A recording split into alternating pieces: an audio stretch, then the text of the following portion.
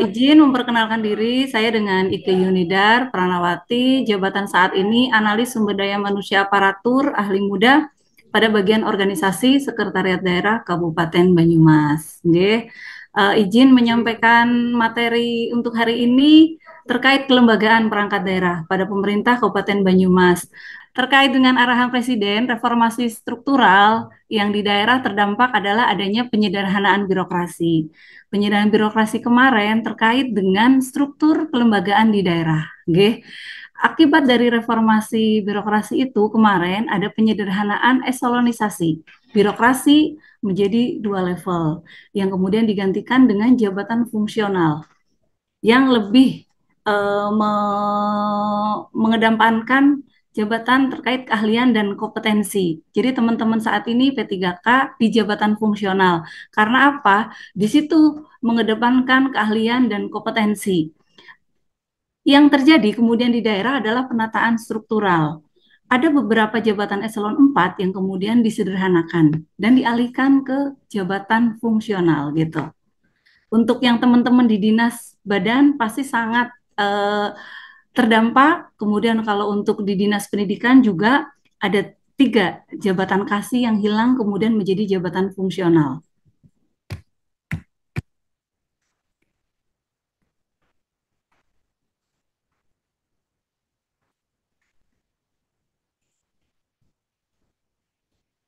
Terkait tujuan penyederhanaan birokrasi, ada 5, yaitu birokrasi yang dinamis dan agile, yaitu lincah, kemudian mewujudkan profesionalitas ASN, kemudian fokus pada pekerjaan fungsional, keempat, percepatan sistem kerja, kemudian mendorong efektivitas dan efisiensi kinerja.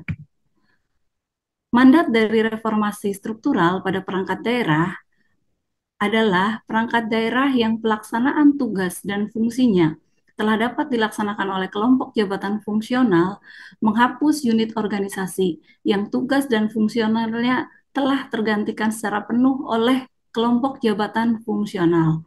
Ini adalah mandat dari PP 18 tahun 2016 di pasal 97 ayat 1. Organisasi struktural yang sebelumnya penuh ketika dia eselon 2, di bawahnya ada eselon 3, kemudian ada eselon 4.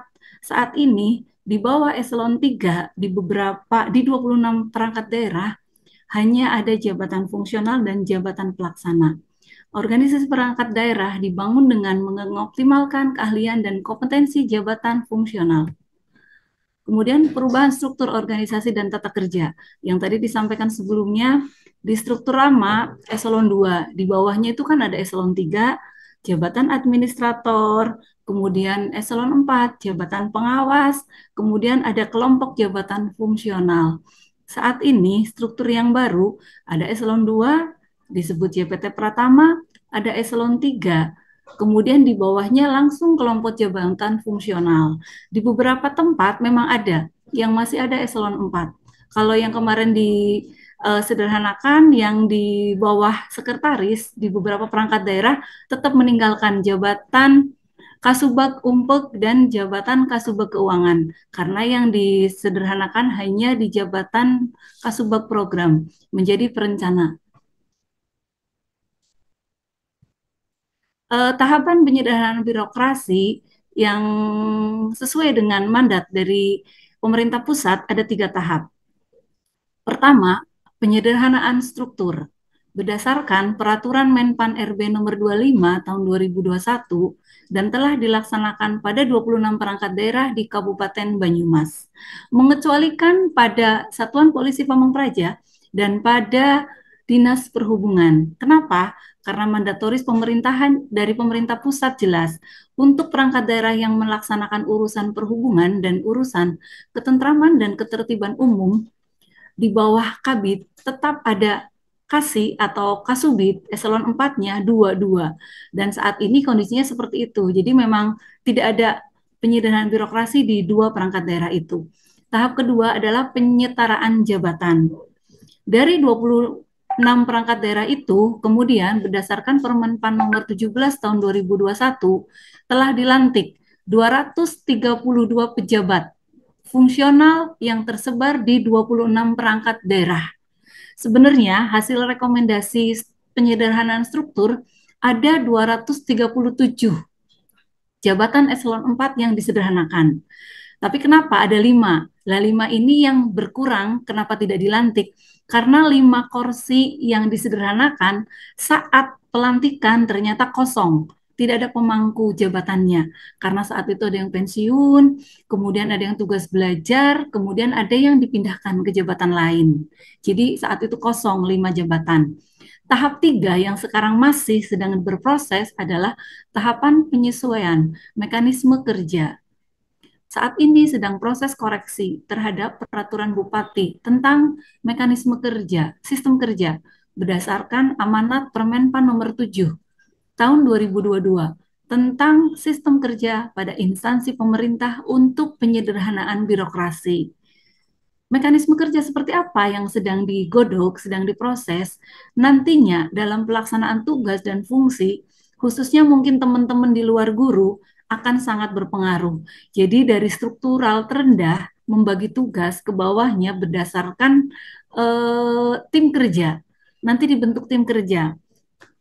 Tim kerja sesuai dengan dokumen atau produk atau tugas dan fungsi yang dilaksanakan masing-masing perangkat daerah. Selanjutnya, tujuan dan sasaran penyederhanaan birokrasi tujuannya satu, peningkatan efektivitas penyelenggaraan pemerintahan, percepatan pengambilan keputusan, percepatan sistem kerja, dan peningkatan kualitas pelayanan publik. Kemudian untuk sasaran adalah birokrasi yang lebih dinamis. Lebih dinamis, agile, profesional, fokus pada pekerjaan fungsional, terlayani kebutuhan masyarakat secara efektif dan efisien. Dasar hukum kelembagaan yang oleh mungkin kami bagian organisasi sesuai tugas dan fungsi, salah satunya adalah di urusan kelembagaan dan analisis formasi jabatan, mandatorisnya adalah satu, Undang-Undang Nomor 13 Tahun 1950 tentang pembentukan daerah-daerah kabupaten dalam lingkungan Provinsi Jawa Tengah. Kemudian kedua, Undang-Undang Nomor 23 Tahun 2014 tentang pemerintahan daerah. Sebagaimana beberapa kali diubah terakhir dengan Undang-Undang tentang Cipta Kerja. Ketiga, Peraturan Pemerintah Nomor 18 Tahun 2016 tentang perangkat daerah. Sebagaimana telah diubah dengan PP 72 Tahun 2019 tentang perubahan atas PP Nomor 18 Tahun 2016 tentang perangkat daerah. Keempat, Peraturan Menteri Dalam Negeri Nomor 12 Tahun 2017 tentang pedoman pembentukan dan klasifikasi cabang dinas dan unit pelaksana teknis daerah. Kelima, Peraturan Daerah Kabupaten Banyumas Nomor 16 Tahun 2016 tentang pembentukan dan susunan perangkat daerah Kabupaten Banyumas sebagaimana telah diubah dengan Perda Kabupaten Banyumas Nomor 7 Tahun 2019 tentang perubahan atas Perda Kabupaten Banyumas Nomor 16 Tahun 2016 tentang pembentukan dan susunan perangkat daerah Kabupaten Banyumas. Definisi perangkat daerah adalah unsur pembantu kepala daerah dan Dewan Perwakilan Rakyat Daerah dalam penyelenggaraan pemerintahan yang menjadi kewenangan daerah. Perangkat daerah kabupaten adalah unsur pembantu bupati dan Dewan Perwakilan Rakyat Daerah Kabupaten dalam penyelenggaraan urusan pemerintahan yang menjadi kewenangan daerah kabupaten. Unsur pemerintahan adalah kekuasaan pemerintahan yang menjadi kewenangan presiden, yang pelaksanaannya dilakukan oleh Kementerian Negara dan penyelenggara pemerintahan daerah untuk melindungi, melayani, memberdayakan, dan menyejahterakan masyarakat. Perangkat daerah kabupaten atau kota berdasarkan peraturan pemerintah nomor 18 tahun 2016 tentang perangkat daerah terdiri atas sekretariat daerah, sekretariat DPRD, inspektorat, dinas, badan, dan kecamatan. Sekretariat daerah berdasarkan PP 18 tahun 2016 merupakan unsur staf.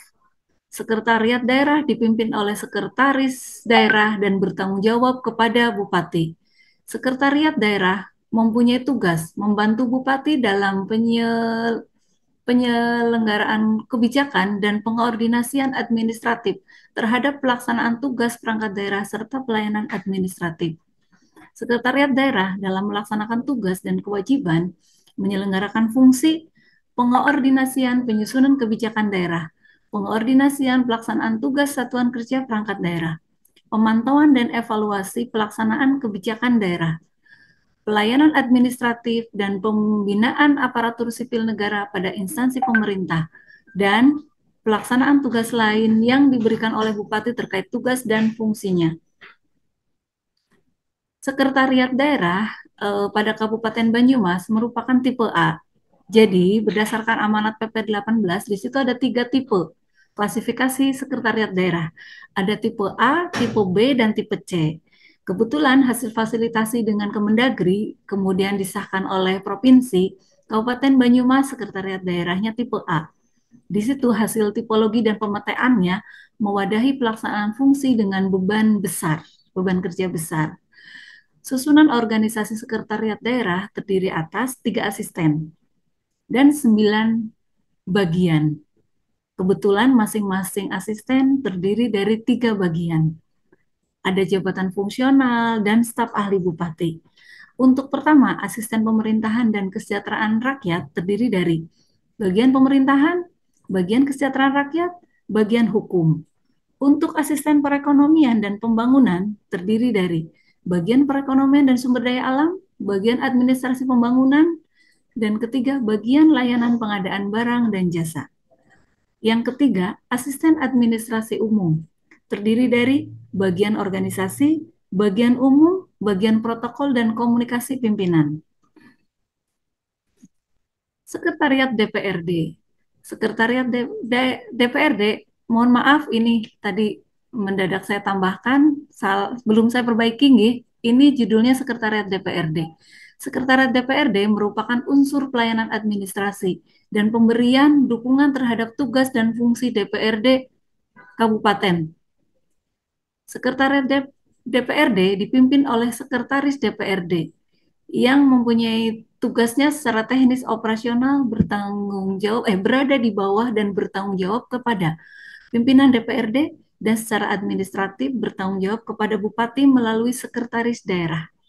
Sekretaris DPRD diangkat dan diberhentikan dengan keputusan Bupati atas persetujuan pimpinan DPRD setelah berkonsultasi dengan pimpinan fraksi. Kemudian Sekretariat DPRD mempunyai tugas menyelenggarakan administrasi kesekretariatan dan keuangan, mendukung pelaksanaan tugas dan fungsi DPRD, serta menyediakan dan mengordinasikan tenaga ahli yang diperlukan oleh DPRD dalam melaksanakan hak dan fungsinya sesuai kebutuhan. Sekretariat DPRD dalam melaksanakan tugas menyelenggarakan fungsi.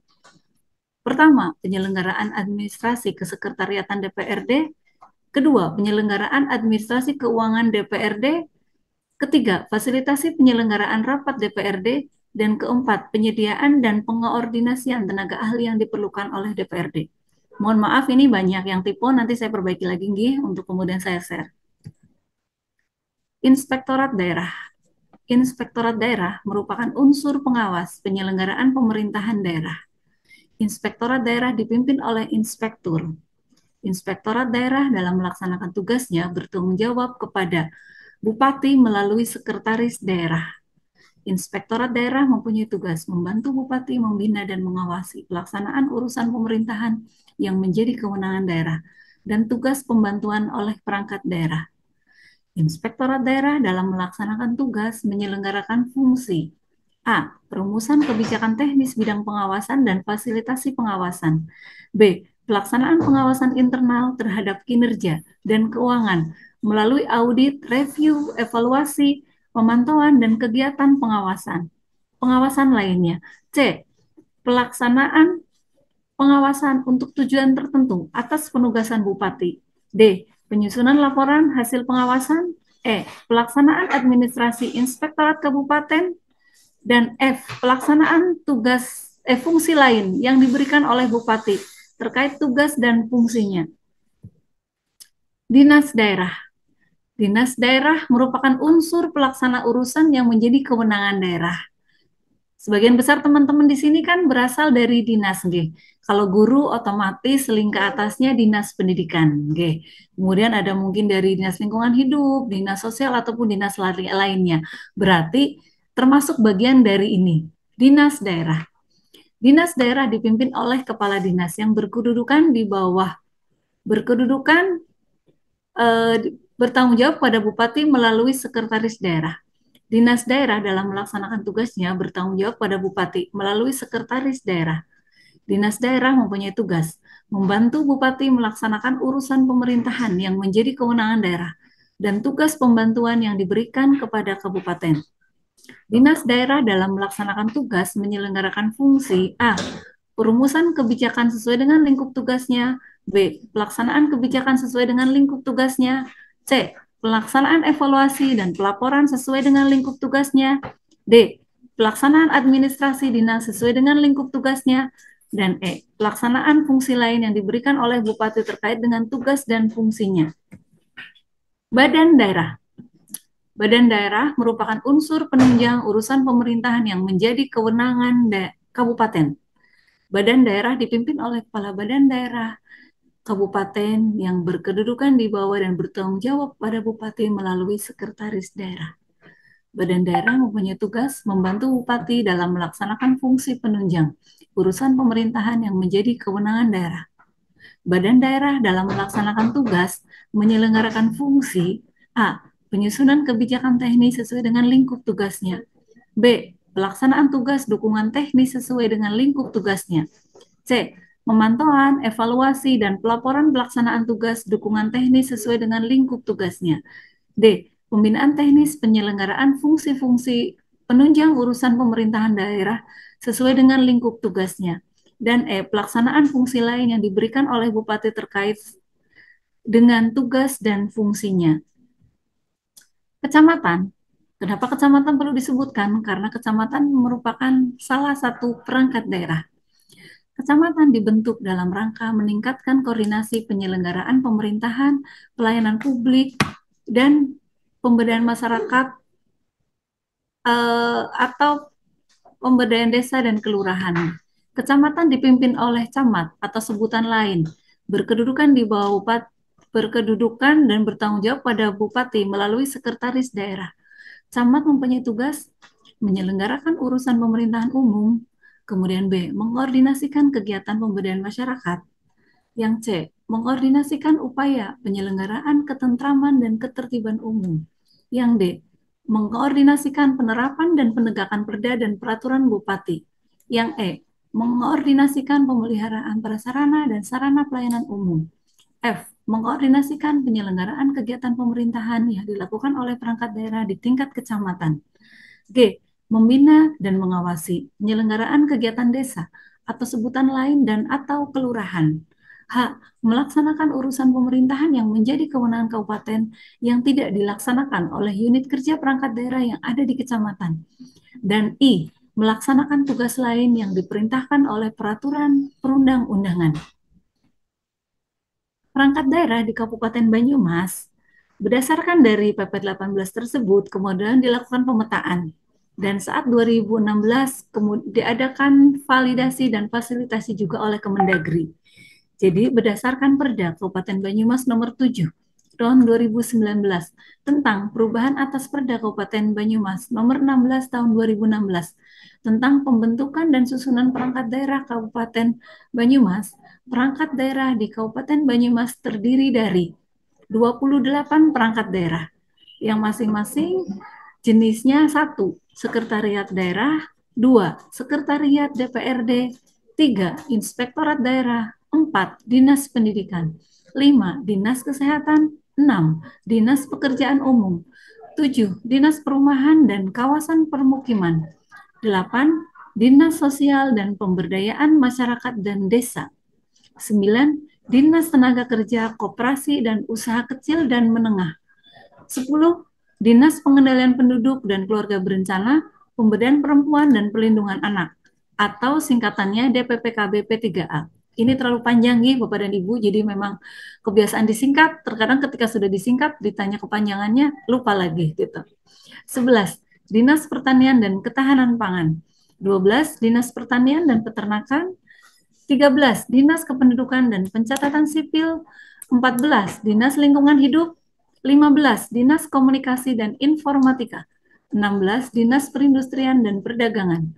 17 Dinas Perhubungan, 18 Dinas Arsip dan Perpustakaan Daerah, 19 Dinas Penanaman Modal dan Pelayanan Terpadu Satu Pintu atau DPMPTSP, 20 Dinas Pemuda, Olahraga, Kebudayaan dan Pariwisata, 21 Satuan Polisi Pamong Praja atau Satpol PP, 22 Badan Kepegawaian Pengembangan Sumber Daya Manusia atau BKPSDM, 23 Badan Perencanaan Pembangunan Penelitian dan Pengembangan atau kita biasa menyebutnya Bapedalitbang, 24 Badan Keuangan dan Aset Daerah atau BKAD, 25 Badan Pendapatan Daerah atau Bapenda G, 26 Badan Kesatuan Bangsa dan Politik atau Bakesbang, 27 Badan Penanggulangan Bencana Daerah atau BPPD, dan 28 kecamatan.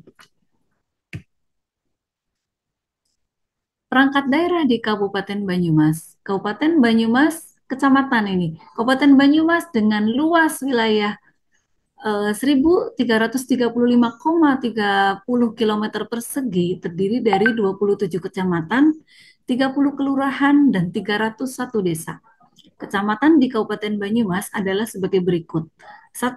Kecamatan Aji Barang, kedua Kecamatan Banyumas, 3. Kecamatan Baturaden, 4. Kecamatan Cilongok, 5. Kecamatan Gumelar, 6. Kecamatan Jatilawang, ketujuh Kecamatan Kalibagor, 8 Kecamatan Karanglewas, 9 Kecamatan Kebasen, kemudian Kedung Banteng, Kembaran, Kemranjen, Lumbir, Patik Raja, Pekuncen, Purwojati, Purwokerto Barat, Purwokerto Selatan, Purwokerto Timur, Purwokerto Utara, Rawalo, Sokaraja, Somagede, Sumbang, Sumpiu, Tambak, dan Wangon. Persebaran kelurahan ada di kecamatan di wilayah perkotaan, yaitu di Purwokerto Barat, Selatan, Timur, Utara, kemudian satu lagi di Sumpiu. Di sana ada 3 kelurahan. Unit pelaksana teknis daerah. Bahwa di beberapa badan dan dinas, terutama khususnya saat ini di dinas, ada UPTD-nya. UPTD itu apa? UPTD adalah unit pelaksana teknis daerah. Kalau dulu kita lebih mengenal UPTD itu unit pelaksana teknis dinas. Tapi sejak terbit PP 18 kemudian Permendagri 12 tahun 2017, UPTD kepanjangannya Unit Pelaksana Teknis Daerah. Jadi UPTD adalah organisasi yang melaksanakan kegiatan teknis operasional atau penunjang tertentu pada dinas atau badan. Kriteria pembentukan suatu UPTD meliputi A. Melaksanakan kegiatan teknis operasional dan atau kegiatan teknis penunjang tertentu dari urusan pemerintahan yang bersifat pelaksanaan dan menjadi tanggung jawab dari dinas atau badan instansi induknya. B. Penyediaan barang atau jasa yang diperlukan oleh masyarakat dan atau oleh perangkat daerah lain yang berlangsung secara terus-menerus. Kemudian C. Memberikan kontribusi dan manfaat langsung dan nyata kepada masyarakat dan penyelenggaraan pemerintahan. D. Tersedianya sumber daya yang meliputi pegawai, pembiayaan, sarana, dan prasarana. Yang E. Tersedianya jabatan fungsional teknis sesuai dengan tugas dan fungsi UPTD yang bersangkutan. Dan F. Memiliki standar operasional prosedur atau SOP dalam melaksanakan tugas teknis operasional tertentu dan atau tugas teknis penunjang tertentu. UPTD, Unit Pelaksana Teknis Daerah pada dinas atau pada dinas karena badan saat ini belum ada, kebetulan di lingkup Kabupaten Banyumas adalah sebagai berikut.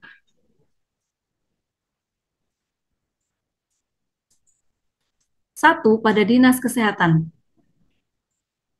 Pada Dinas Kesehatan ada Rumah Sakit Banyumas kelas B, ada Rumah Sakit Umum Daerah Aji Barang kelas C, ada Rumah Sakit Khusus Mata kelas C.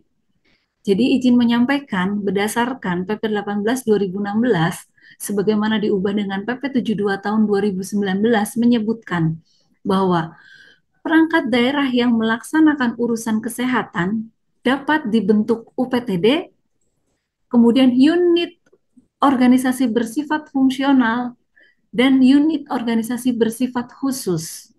Perlu saya sampaikan, saat ini di Dinas Kesehatan terdiri dari 3 tadi yang diamanatkan oleh PP 16 sebagaimana diubah dengan PP 72. Ada Rumah Sakit Banyumas, Rumah Sakit Aji Barang, dan Rumah Sakit Mata. Kelompok 3 rumah sakit ini bagian dari UOBK. Kenapa disebut UOBK?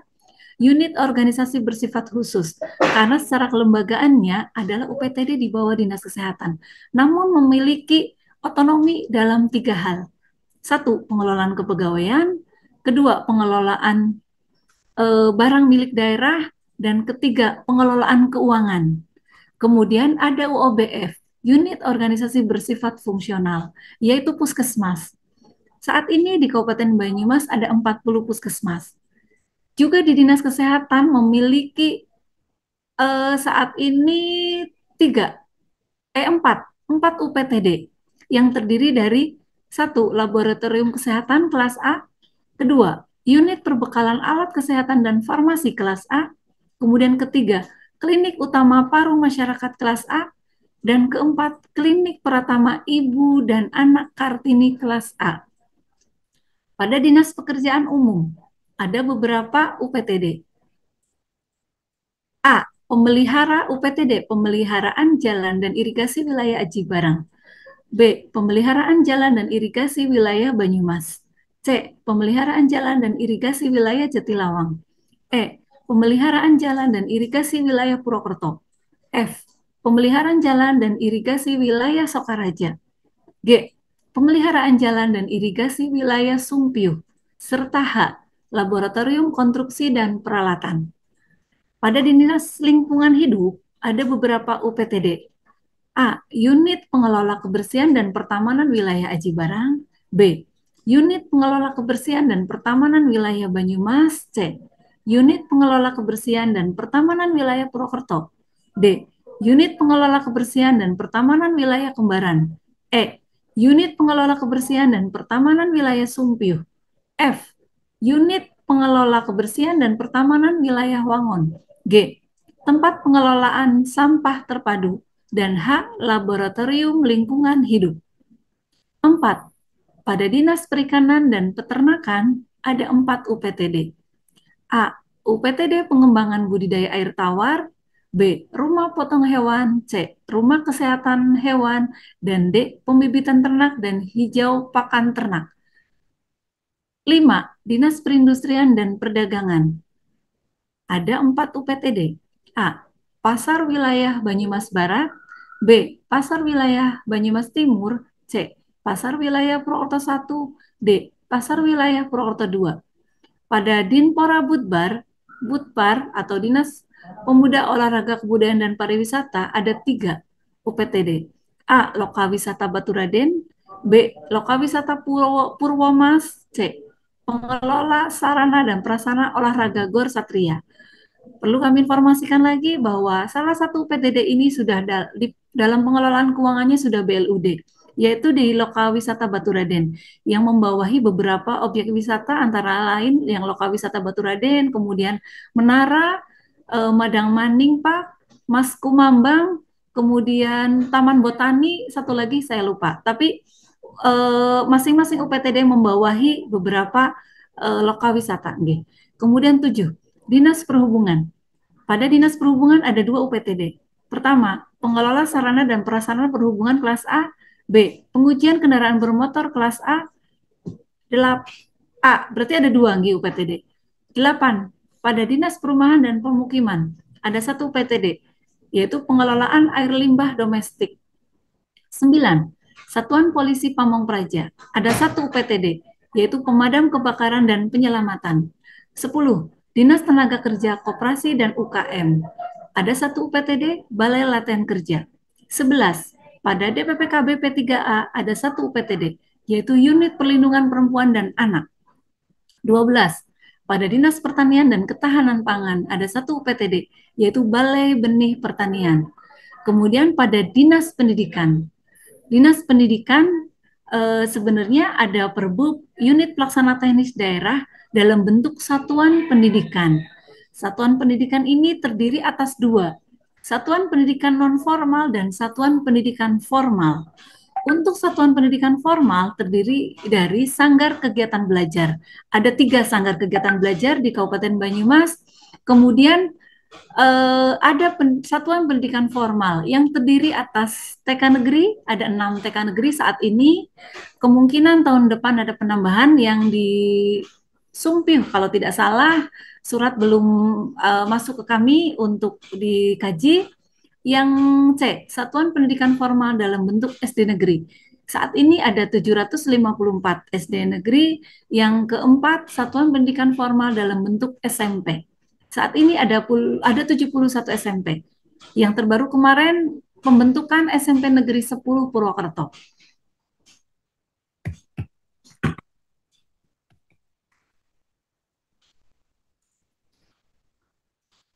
Rincian tugas dan fungsi yang dilaksanakan oleh masing-masing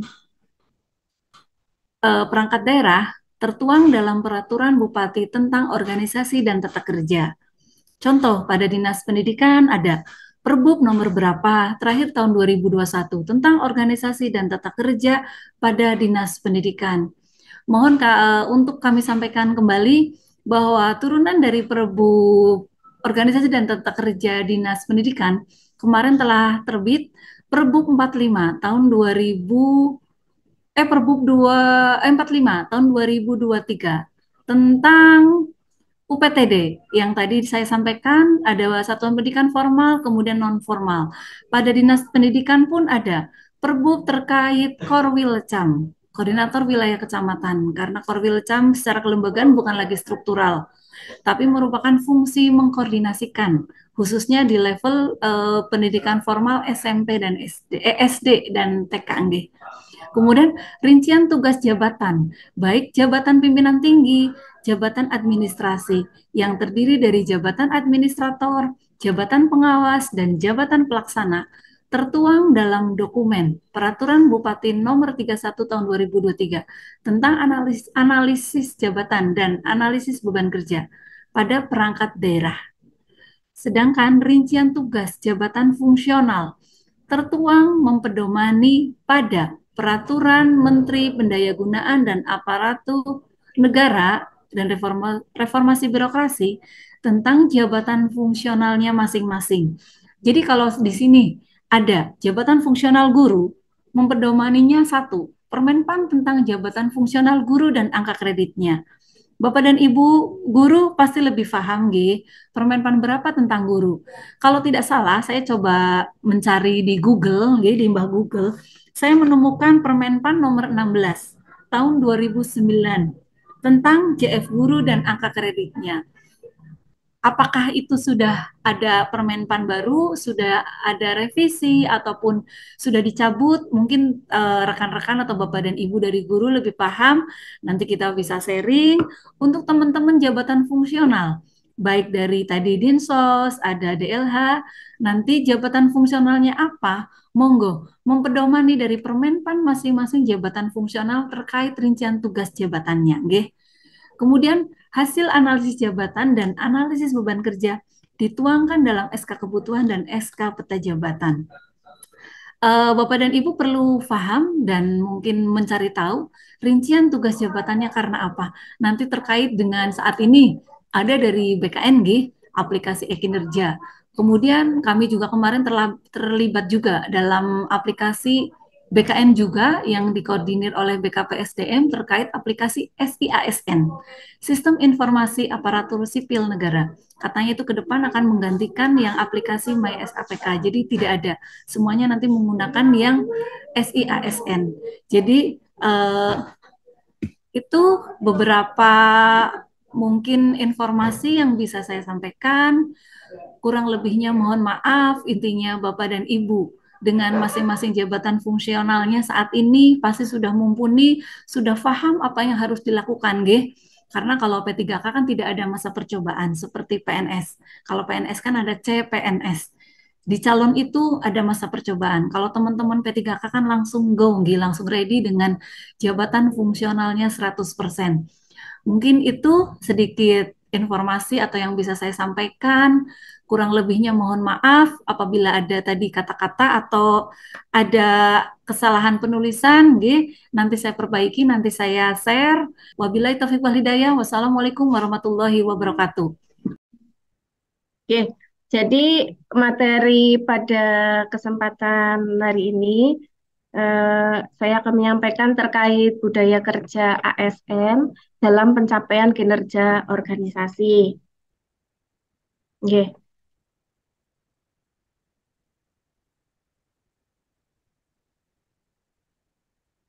nah ini seperti Bapak Ibu ketahui bahwa budaya kerja ASN kita adalah ASN berakhlak. Oke, jadi budaya kerja ini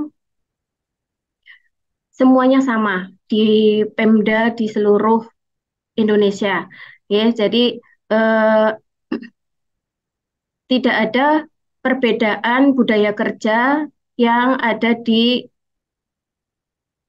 kabupaten selain di Banyumas, ya, semuanya sama yaitu ASN berakhlak.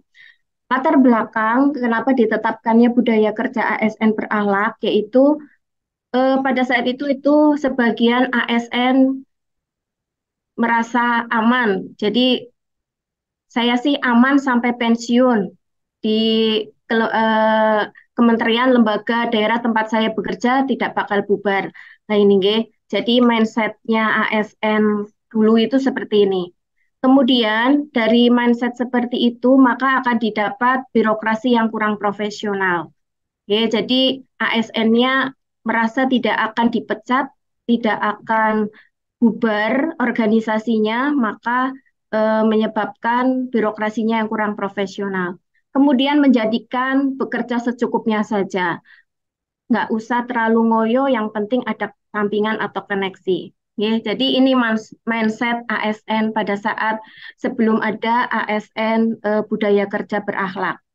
Kemudian eh, Bapak Presiden itu melakukan sosialisasi peluncuran core value berakhlak dan employer branding ASN Bangga Melayani Bangsa.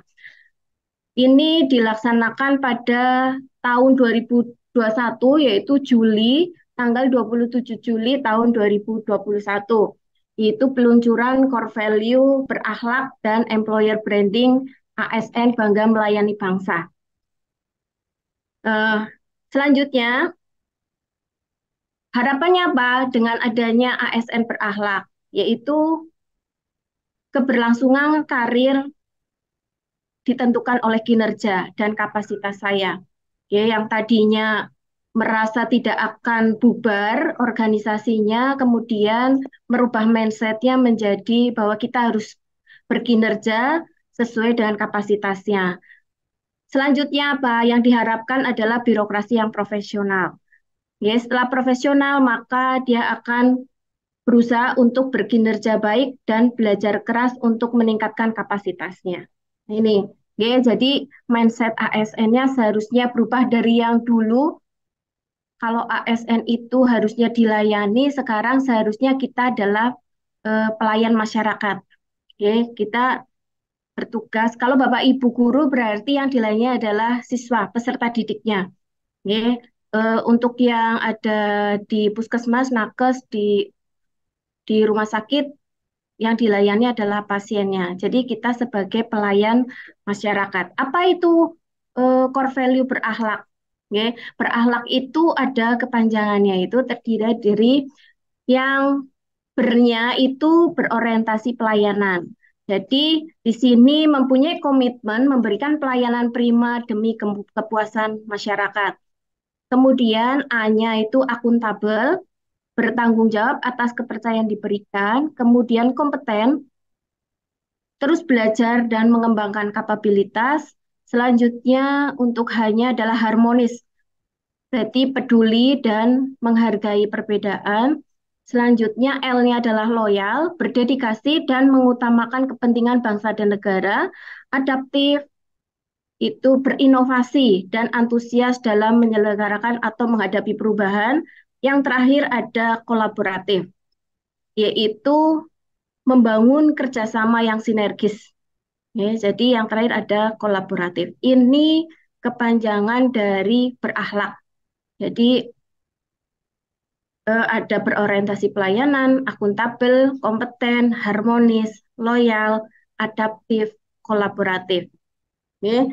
Eh, untuk panduan perilakunya, nah, ini akan saya sampaikan. Oke. Jadi apa itu berorientasi pada pelayanan? Jadi mempunyai komitmen memberikan pelayanan prima demi kepuasan masyarakat. Ya, jadi yang pertama itu memahami dan memenuhi kebutuhan masyarakat, ramah, cekatan, solutif, dan dapat diandalkan. Selanjutnya yang ketiga melakukan perbaikan tiada henti. Ini panduannya. Seperti Bapak Ibu berarti eh, berkomitmen memberikan pelayanan yang prima kepada siapa? Kepada peserta didik. Ya. Kemudian untuk nakes berarti kepada pasien yang datang ke puskesmas dilayani dengan baik. Kemudian untuk apa? Demi kepuasan masyarakat. Seperti yang tadi saya sampaikan bahwa kita adalah sebagai pelayan masyarakat. Ya. Baik itu yang di dinas, contoh saya bekerja di bagian organisasi, tidak melayani secara langsung ketemu masyarakat, nggih. Jadi kami melayaninya adalah melayani dinas-dinas yang ada di Kabupaten Banyumas. Oke. Kemudian apa perwujudan perilakunya? Perwujudan perilakunya adalah satu, mengidentifikasi kebutuhan masyarakat dengan proaktif. Yang kedua, memenuhi kebutuhan masyarakat. Yang ketiga, melayani masyarakat. Keempat, menyelesaikan keluhan masyarakat. Nah, ini nggih. Jadi menyelesaikan keluhan masyarakat. Jadi Bapak Ibu itu sebagai ASN harus menyelesaikan keluhan masyarakat.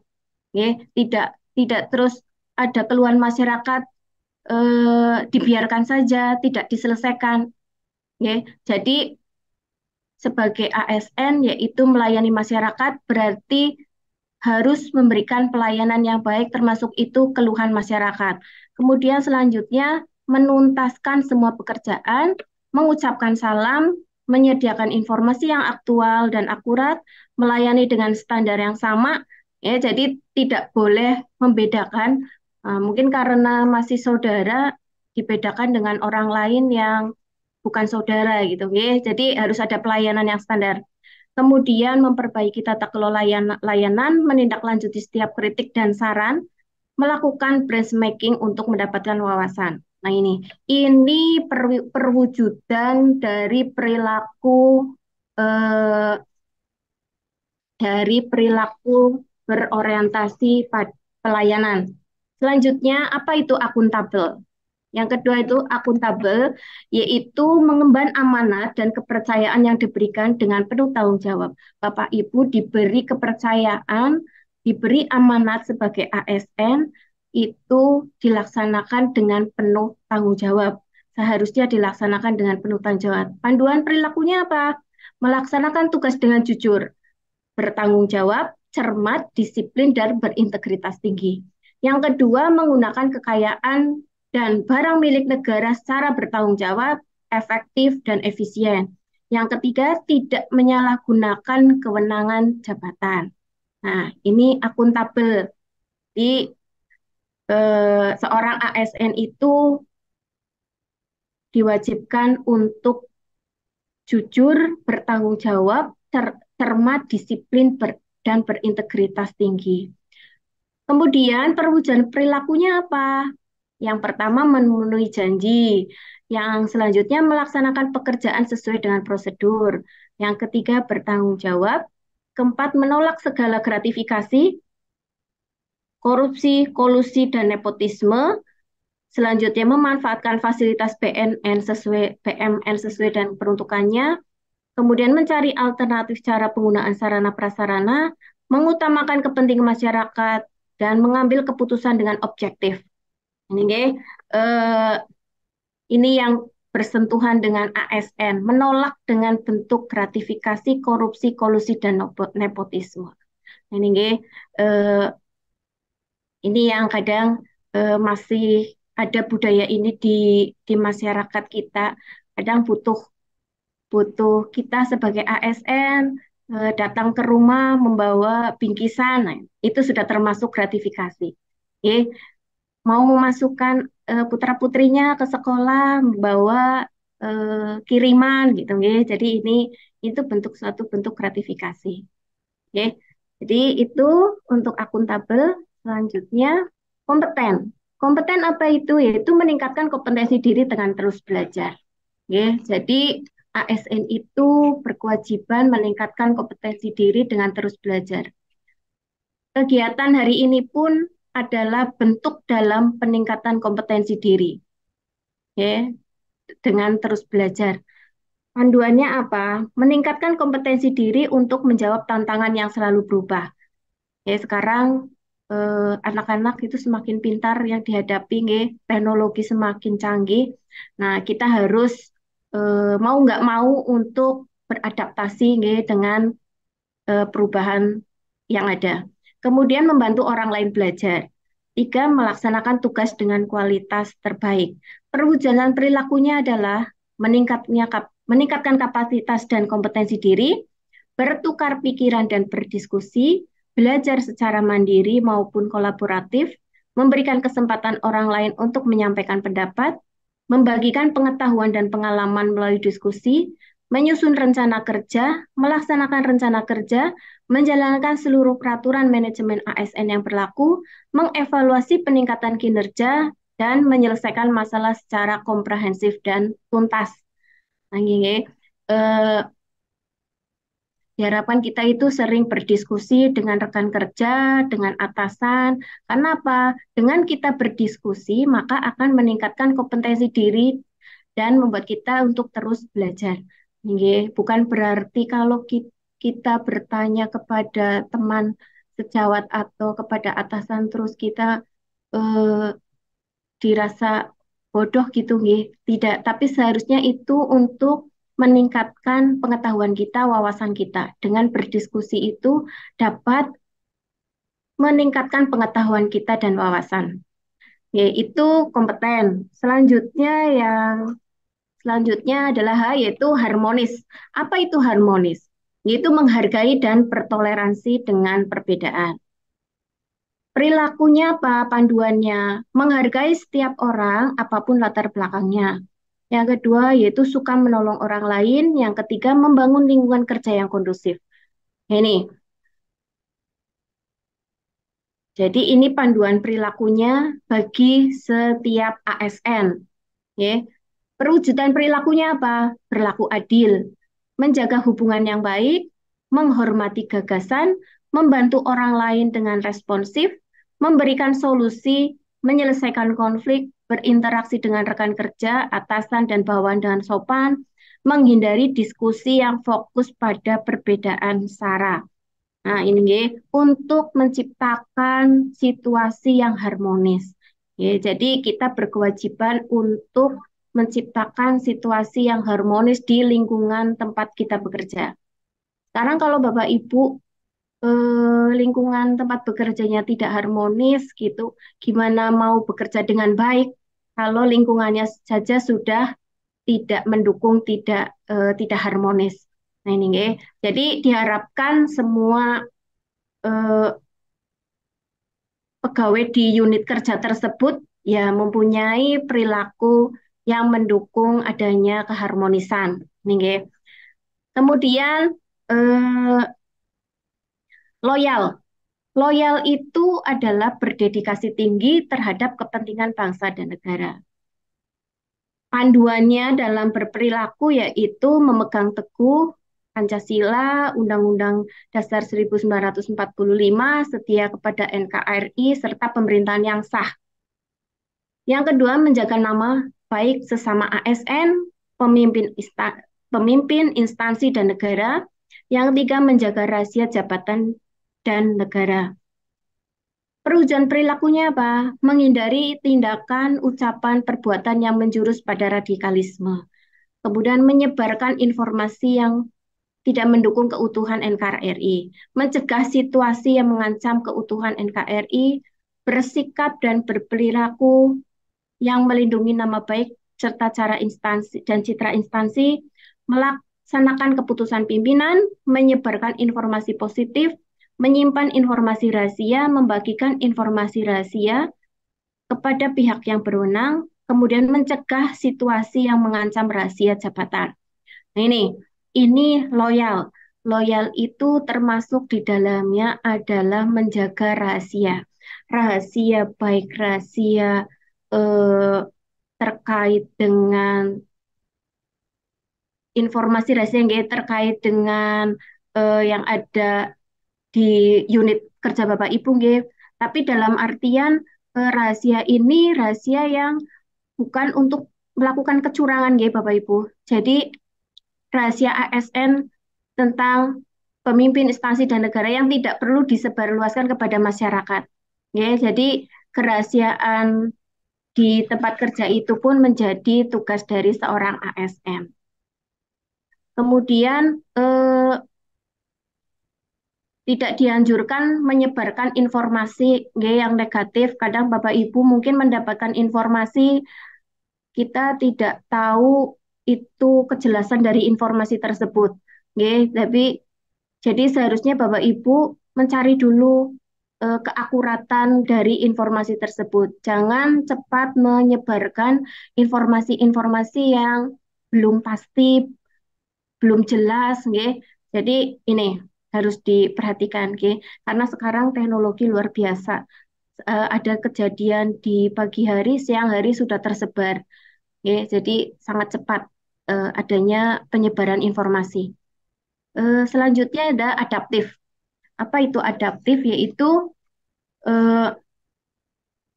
siap menghadapi atau menjadi motor perubahan dengan terus mengasah kreativitas dan berinovasi. Panduan perilakunya apa? Cepat menyesuaikan diri, menghadapi perubahan, kemudian terus berinovasi. Yang ketiga, bertindak proaktif. Perwujudannya apa? Menyesuaikan diri dengan lingkungan kerja, beradaptasi, menguasai dinamika, menyampaikan ide dan gagasan untuk kemajuan instansi, membuat inovasi yang mendukung tujuan instansi secara konsisten, mengantisipasi permasalahan, menjalankan sistem kerja yang berbasis teknologi informasi, mengidentifikasi potensi masalah dan solusinya, menunjukkan keingintahuan yang tinggi terhadap hal yang baru, kemudian memanfaatkan peluang untuk menghasilkan hal yang lebih baik. Adaptif. Seperti yang tadi saya sampaikan bahwa kita sebagai ASN harus adaptif terjadinya perubahan. Contoh pada saat terjadinya pandemi. Pandemi COVID itu merubah segalanya. Dari yang biasanya bekerja itu full, kemudian harus ada WFH, Bapak Ibu guru yang tadinya tatap muka dengan peserta didik, kemudian menjadi lewat online, Zoom, daring. Ini kita beradaptasi dengan perubahan. Toh akhirnya ternyata kita bisa melewatinya. Yang tadinya nggak kebayang mengajar kok secara daring, Bapak Ibu, ternyata anak-anak juga bisa mengikuti. Nah ini, jadi harus berkreatif dan berinovasi. Nah, inovasi ini kebetulan di Kabupaten Banyumas itu untuk inovasinya kita sudah termasuk baik. Ada perlombaan inovasi. Nah, mungkin Bapak Ibu punya inovasi. Inovasi itu apa? Itu muncul biasanya karena ada suatu masalah. Biasanya karena ada suatu masalah, kemudian berinovasi, membuat pekerjaan lebih cepat, lebih cepat, lebih efektif, lebih efisien. Nah, jadi ini kita di tingkat kabupaten ada lomba inovasi untuk ASN. Ada lomba inovasi yang dilaksanakan setiap tahunnya. Kalau untuk dinas pendidikan biasanya untuk Bapak Ibu guru biasanya kami bersuratnya ke dinas pendidikan, nanti dinas pendidikan yang meneruskan kepada unit-unit kerja di bawahnya. Kalau untuk puskesmas kami biasanya koordinasinya dengan Dinkes, nanti dinas kesehatan yang meneruskan ke unit-unitnya. Jadi kita punya perlombaan inovasi antar ASN di Kabupaten Banyumas yang dilaksanakan setiap tahunnya. Nanti perlombaan di tingkat kabupaten dikirimkan ke tingkat provinsi. Kalau sudah di tingkat provinsi, bisa sampai ke tingkat nasional. Itu biasanya yang mengadakan adalah Kementerian PAN dan RB. Kebetulan Inovasi Banyumas sudah sering mendapatkan penghargaan. Yang terakhir adalah inovasinya dari Bapak Bupati Pak Husen, nggih. Jadi beliau berinovasi terkait pengelolaan sampah. Ya, jadi itu merupakan inovasi dari Pak Bupati sendiri. Ya, jadi kebetulan Banyumas itu kenapa ASN-nya itu semangat untuk berinovasi karena pemimpinnya juga semangat juga untuk berinovasi. Ya, jadi itu yang terakhir didapat oleh Kabupaten Banyumas, inovasinya Pak Insinyur Ahmad Hussein, Pak Bupati kita terdahulu. Beliau berinovasi tentang pengelolaan sampah yang ada di Kabupaten Banyumas. Yang seperti tadi mungkin sudah disampaikan oleh Pak Dedi nggih, dari Kepala Bapeda Litbang Kabupaten Banyumas. Nggih, selanjutnya ada kolaboratif. Apa itu kolaboratif? Yaitu bersinergi dalam bekerja sama. Ya, jadi ini panduannya memberikan kesempatan kepada berbagai pihak untuk berkontribusi, kemudian terbuka dalam bekerja sama, menggerakkan pemanfaatan berbagai sumber daya untuk tujuan bersama. Perwujudan perilakunya adalah menerima pendapat dan saran, memuji keunggulan, memberi tugas, tanggung jawab, hak, dan kewajiban kepada setiap anggota tim secara proporsional, mengajukan diri terlibat dalam proyek secara sukarela, bersinergi dengan pihak-pihak terkait, mengakui saat berbuat kesalahan, mendorong rekan kerja, atasan, dan bawahan untuk dapat terlibat aktif, membangun komunikasi, mengoptimalkan sumber daya yang mendukung pencapaian kinerja instansi. Nah, ini kolaboratif. Kita dalam bekerja untuk mencapai tujuan yang lebih baik, tujuan organisasi yang lebih baik adalah bekerja secara tim, kolaboratif. Tidak bisa pekerjaan itu dikerjakan oleh kita sendiri. Ya, jadi ini kenapa ASN harus saling berkolaborasi, ya, dalam rangka mencapai tujuan yang lebih baik. Ini, ya, panduannya ada, kita itu memberi kesempatan, kemudian terbuka dalam bekerja sama, ya, membagi tugas, dan ini memuji keunggulan dan prestasi orang lain ya. Jadi kita mengakui berhasilan orang lain, itu ya. Tidak ada rasa iri kalau orang lain ada yang sukses. Ini termasuk dalam kolaboratif. Kemudian, nah ini roadmap nasional penguatan budaya kerja ASN berakhlak. Di tahun 2022 itu baru sosialisasi. 2021 tadi diluncurkan oleh Bapak Presiden, 2022 itu sosialisasi dan internalisasi, seharusnya itu di tahun 2022. 2023-nya seharusnya aktivitas budaya berakhlak. Ya, jadi di tahun ini seharusnya aktivitas budaya berakhlak itu sudah diimplementasikan di tahun 2023. Kemudian 2024-nya itu penguatan budaya berakhlak. Nah, perlu Bapak Ibu ketahui bahwa budaya kerja berakhlak itu ada penilaiannya yang dilakukan oleh Kementerian PAN dan RB. Ini berdasarkan survei, ya, survei pemetaan dan pengukuran budaya kerja. Untuk Kabupaten Banyumas sudah dilakukan penilaian, Nah, area yang dianalisis yaitu satu, indeks implementasi berakhlak, yang kedua, indeks keseimbangan, yang ketiga, indeks energi positif, keempat, indeks keselarasan nilai pribadi dan organisasi, kelima, indeks keselarasan budaya saat ini dan diharapkan, keenam, total indeks kesehatan budaya organisasi. Ini 6 area analisis yang dilakukan oleh Kementerian PAN dan RB sehingga muncul indeks berakhlak. Okay. Nah, ini nilai indeks berakhlak Kabupaten Banyumas. Okay. Kita nilainya di 64%, yaitu cukup sehat dengan kategori B. Ini dilakukannya melalui survei. tahun ini sudah dilakukan juga surveinya, cuman untuk nilainya belum ada. Ya, biasanya di akhir tahun baru ada nilainya. Ini mungkin ada dari Bapak Ibu yang ikut surveinya juga.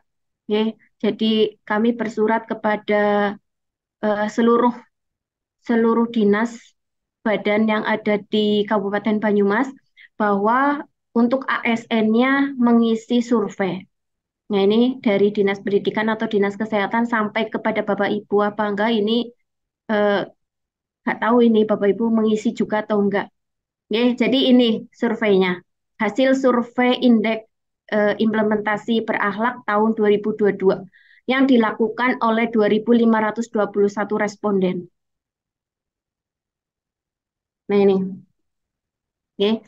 Jadi terdiri apa saja itu tadi ya, dari ada berorientasi pada pelayanan, kita nilainya cukup sehat, kemudian akuntabelnya sehat, kompetennya cukup sehat, harmonisnya cukup sehat, loyalnya cukup. Nah, ini yang kita masih rendah adalah adaptif. Ya. Jadi nilainya masih rendah, yaitu hanya 38,4%. Ya. Jadi berdasarkan hasil survei, ternyata Kabupaten Banyumas masih kurang adaptif. Ya. Jadi hanya 38,4%.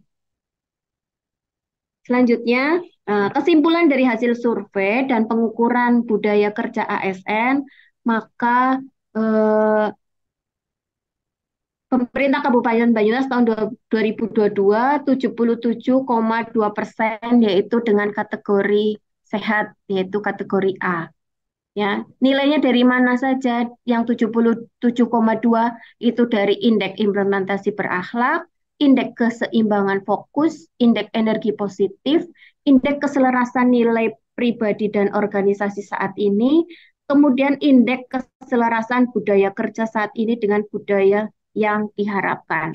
Ya, jadi ini kesimpulan dari hasil survei pemetaan dan pengukuran budaya kerja berakhlak.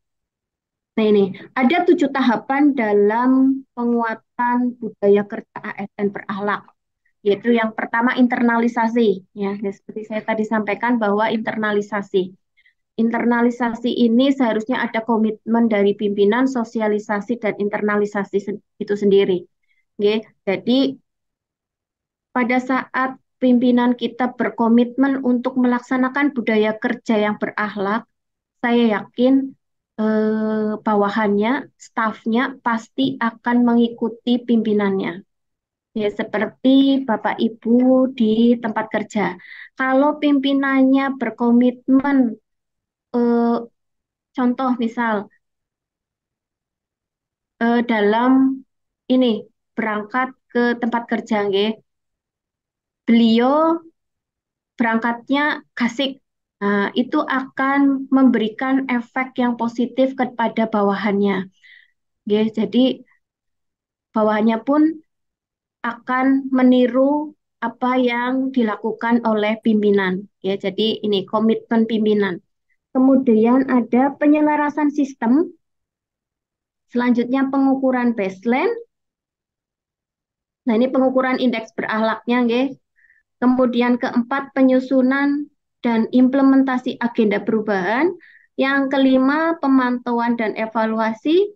Keenam, penghargaan dan apresiasi. Ketujuh, penguatan secara berkelanjutan. Ini 7 penguatan, tahap penguatan budaya kerja ASN berakhlak. Oke. Nah, ini ada eh, ini ya dari Richard Barrett ya bahwa organisasi tidak akan bertumbuh sebelum orang di dalamnya berubah. Ya. Jadi materi yang selanjutnya akan saya sampaikan adalah capaian kinerja organisasi.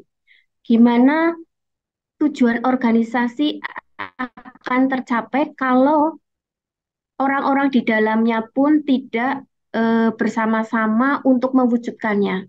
Ya, jadi orangnya dulu baru organisasinya. Jadi pada saat orangnya berubah mindsetnya, pegawai di dalamnya berubah mindsetnya untuk menjadi lebih baik, pasti organisasinya pun akan menjadi lebih baik gitu. Oke, jadi itu terkait ASN berakhlak. Sebelum saya masuk ke materi yang kinerja organisasi, mungkin ada yang perlu ditanyakan Bapak Ibu atau mungkin sharing. Ya, monggo silakan saya buka sesinya untuk 2 atau 3 nggih. Bapak Ibu yang mau menyampaikan pertanyaan atau sharing dengan kami terkait dengan budaya kerja. Monggo, Mbak Moderator. Silakan, Bapak Ibu Nggih, bisa raise hand-nya. nggih, mbok ada yang perlu disampaikan. Kita sharing saja nggih.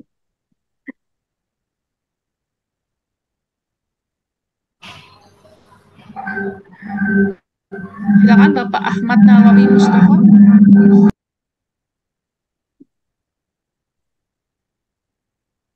Nggih, terkait budaya kerja di masing-masing mungkin ada sharing.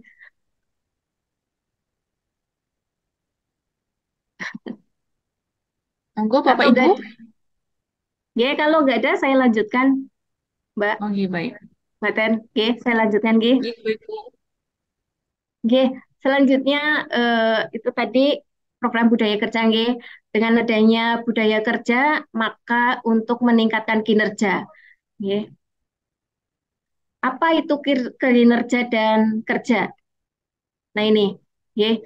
Jadi kalau kerja itu hanya eh, outputnya saja, apa yang akan dikerjakan? Ya, tapi hanya hasilnya saja. Tapi kalau kinerja itu lebih luas, ya. Apa dampaknya dari suatu pekerjaan? Itu kinerja, ada outcome-nya, ya, berdampak. Makanya Pak Presiden itu selalu kita kerja-kerja yang menghasilkan outcome, berkinerja. Nah, ini ya. Jadi ini perbedaan kerja dan kinerja. Selain itu, kerja hanya membuat rencana yang berfokus pada penggunaan input. Kalau kinerja mengenai outcome yang akan dihasilkan, ya, jadi lebih besar dampaknya. Tidak hanya sekedar output, tapi lebih besar eh, keluarannya, dampaknya, yaitu outcome. Ya, kalau kinerja. Nah ini, ya. Eh, yang tadi sampaikan kinerja, ya. Jadi dari kerja melakukan sesuatu menjadi kinerja menghasilkan sesuatu. Oke. Hasil kerja secara kualitas dan kuantitas yang dicapai oleh seorang pegawai dalam melaksanakan tugasnya sesuai dengan tanggung jawab yang diberikan kepadanya. Kemudian kombinasi dari kemampuan usaha dan kesempatan yang dapat dinilai dari hasil kerjanya, menilai bagaimana seseorang telah bekerja dibandingkan target yang telah ditentukan. Oke. Jadi Bapak Ibu itu dalam bekerja pasti ada targetnya. Target yang harus dicapai. Target itu adalah target yang mendukung target dari organisasi. Oke.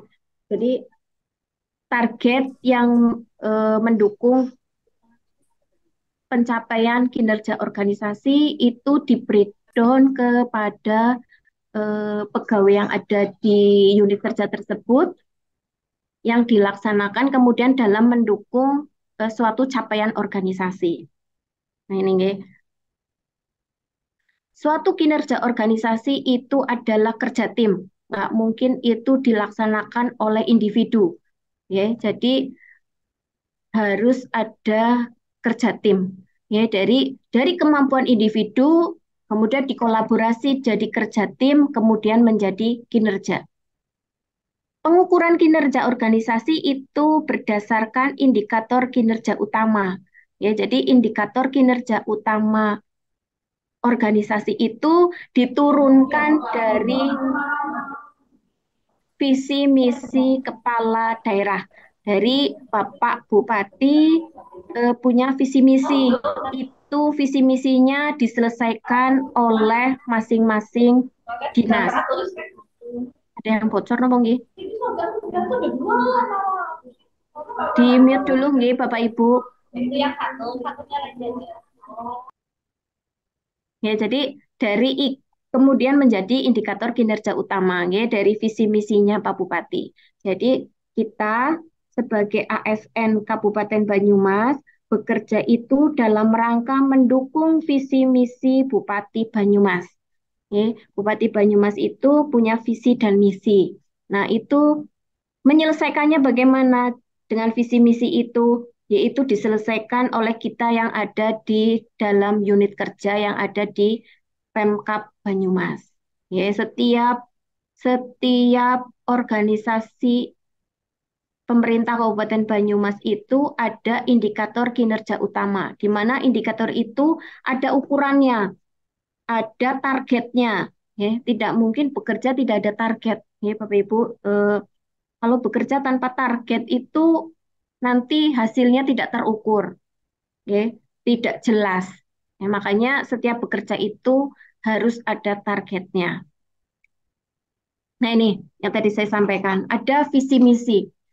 Visi misi Bupati Banyumas diturunkan dalam rencana pembangunan jangka menengah daerah atau yang disebut dengan RPJMD. RPJMD ini kemudian diturunkan menjadi rencana strategis atau Renstra. Ini ada di dinas di Kabupaten Banyumas. Kemudian ada perjanjian kinerja. Nah, perjanjian kinerja ini seperti Bapak Ibu itu seharusnya ada perjanjian kinerja antara Bapak Ibu dengan atasan langsungnya. Oke, apa yang akan dikerjakan, targetnya berapa, akan dilaksanakan dalam kurun waktu berapa lama, itu ada di perjanjian kinerja. Ya, kita berjanji kepada atasan kita apa yang akan kita laksanakan dalam 1 tahun. Nah, itu nanti yang jadi SKP Bapak Ibu semua itu. Ya, dari perjanjian kinerja itu bisa menjadi sasaran kinerja pegawai, ya SKP. Nanti untuk teknis SKP itu ada di PKPSDM, mungkin ada materinya sendiri. Ya, jadi seharusnya setiap pegawai itu punya perjanjian kinerja, ya, kontrak dengan atasan langsungnya. Kalau Bapak Ibu guru ya dengan Bapak Ibu kepala sekolah. Ya, kalau yang ada di puskesmas sebenarnya dengan kepala puskesmasnya. Kalau ada yang di dinas berarti dengan atasan langsungnya.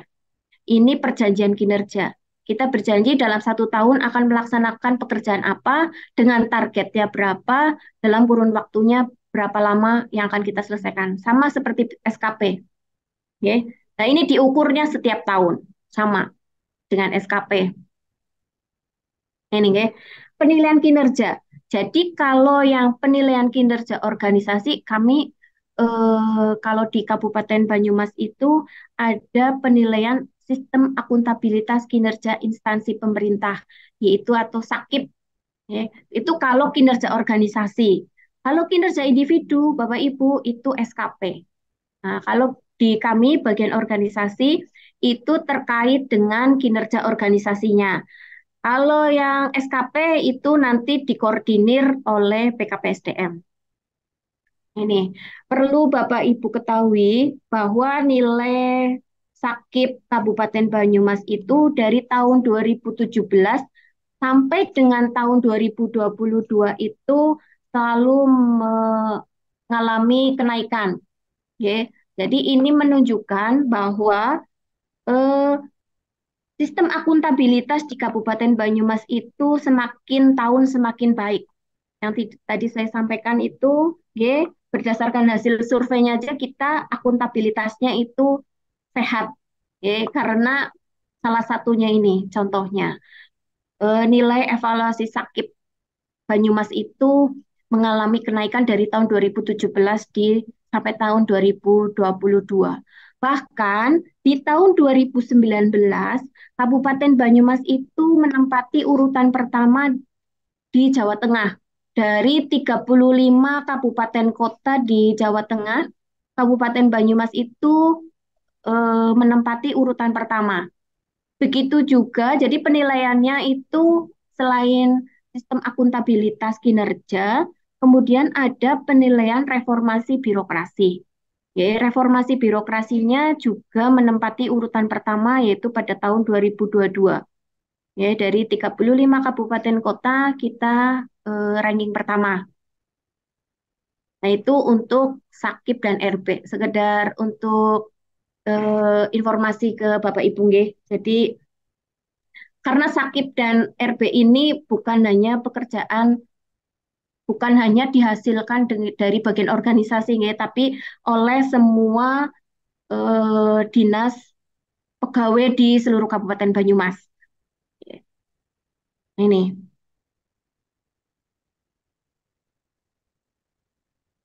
Ya, apa yang harus selalu ditingkatkan? Tadi nggih, selain ASN berakhlaknya, kita berubah mindsetnya. Kemudian ada yang harus kita tingkatkan yaitu kapasitas baik itu hard skill maupun soft skill.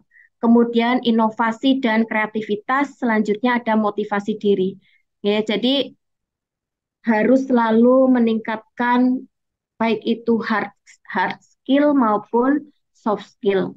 Kemudian inovasi, diharapkan Bapak Ibu itu selalu berinovasi, ya, jadi tidak monoton dalam bekerja, ada kreativitas, ada inovasi, kemudian motivasi diri.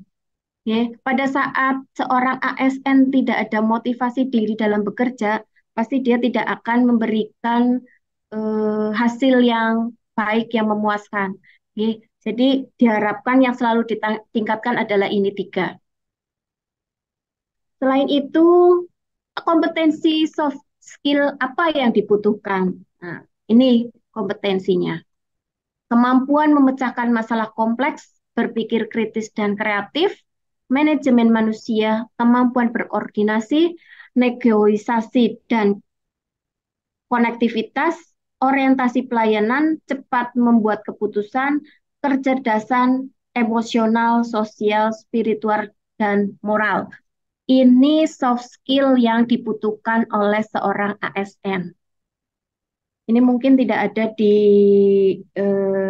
dunia pendidikan, ya, maksudnya tidak ada pendidikannya khusus. Jadi kemampuan memecahkan masalah kompleks, ya. Jadi diharapkan seorang ASN itu dapat memecahkan masalah. Tidak terus ada masalah kemudian menyerah, ya, begitu saja. Seperti yang sekarang mungkin sedang terjadi, nggih, di generasi sekarang, nggih, generasi Z kalau dibilang, nggih, generasi Z, di mana ada yang bilang adalah generasi strawberry. Pada saat anak-anak itu sekarang kalau ada masalah itu langsung menyerah gitu, nggih. Jadi kurang dalam kemampuannya menyelesaikan suatu masalah. Makanya kalau Bapak Ibu mungkin membaca berita, nggih, terjadi bunuh diri karena seorang mahasiswa gitu, nggih, karena nah ini kemampuan memecahkan masalahnya yang masih berkurang. Kemudian berpikir kritis dan kreatif. Nah, ini juga dibutuhkan. Ya, ada 8. Nah, itu. Selanjutnya, selain soft skill ini, kecakapan yang harus dimiliki yang lain yang harus ada di seorang ASN itu ini.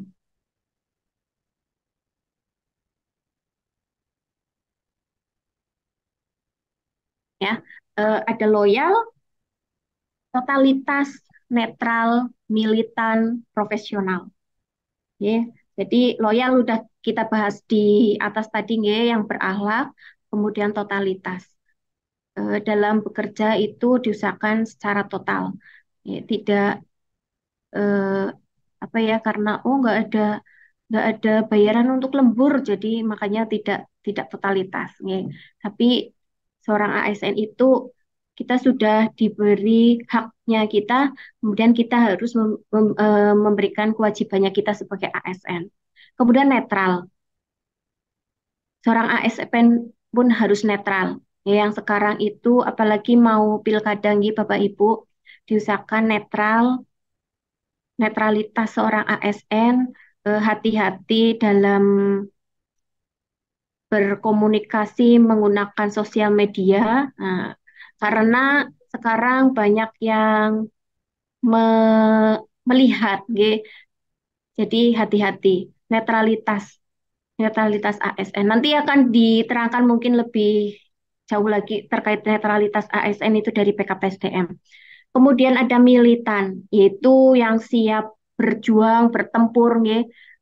Sebagai ASN juga harus militan. Yang selanjutnya profesional. ASN dituntut untuk profesional. Ini, oke. Itu kecakapan lain yang harus dimiliki oleh seorang ASN. Ada yang lain yaitu, nah ini,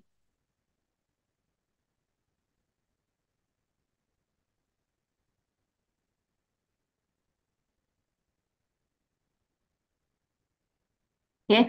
Seorang ASN itu bisa menempatkan diri, kemudian antisipatif, tanggap, responsif, inovatif, dan intuisi.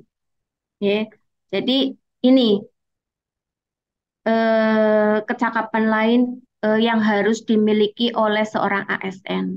Bisa menempatkan diri dimanapun Bapak Ibu berada, baik itu di lingkungan kerja maupun di lingkungan sekitarnya, gitu, tempat tinggal Bapak Ibu, karena biasanya seorang ASN itu akan lebih lebih diperhatikan oleh masyarakat, gitu, di tempat Bapak Ibu tinggal. Kemudian antisipatif, harusnya tahu kalau berbuat A, kemudian efeknya apa, harus bagaimana. Nah, ini ya. Kemudian tanggap terhadap apa yang terjadi di sekitar kita, responsif, inovatif, dan intuisi. Itu kemampuan memahami, kalau intuisi ini kemampuan memahami, jadi bahwa yang dilakukan itu benar atau salah, itu seharusnya kita punya kemampuan itu. Oke, jadi itu yang bisa saya sampaikan.